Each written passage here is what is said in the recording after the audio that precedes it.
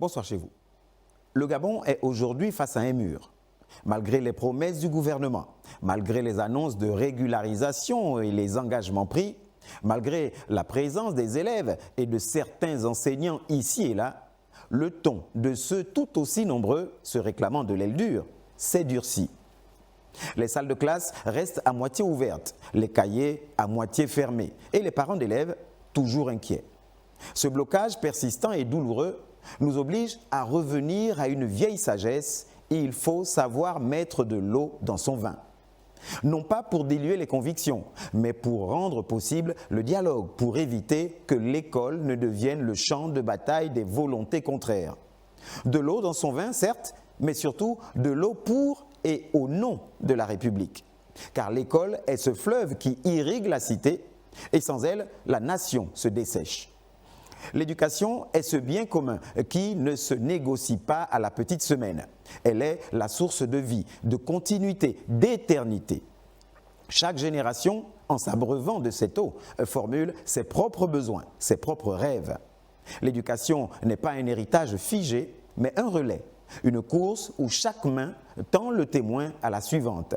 Et si le Gabon veut que ses enfants écrivent mieux le futur, ils doivent s'assurer que ce relais ne soit pas brisé par les grèves, les promesses non tenues ou les lenteurs administratives.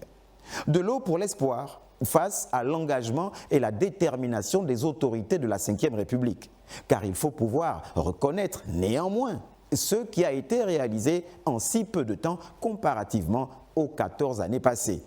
Régularisation de milliers d'enseignants, mise en place d'une commission tripartite, ouverture d'un dialogue avec les parents d'élèves. Mais l'eau de l'espoir ne suffit pas. Il faut aussi l'eau de la confiance, celle qui respecte la parole donnée et les engagements pris de part et d'autre. Car une république qui promet sans tenir se condamne à l'assèchement de sa légitimité de part et d'autre. De l'eau pour ces nombreux enfants qui doivent mieux écrire le futur du Gabon, car chaque cahier fermé par une grève est une page arrachée au destin collectif. Chaque cours suspendu est une goutte perdue dans le désert des inégalités. L'école est une maison commune. Ses fondations sont les enseignants, ses murs sont les élèves et son toit est la République. Si les fondations s'effritent, tout l'édifice menace de s'écrouler. De l'eau enfin pour écouter et comprendre la menace de l'UNESCO. Car l'organisation internationale rappelle que l'éducation n'est pas seulement une affaire nationale, mais un contrat universel.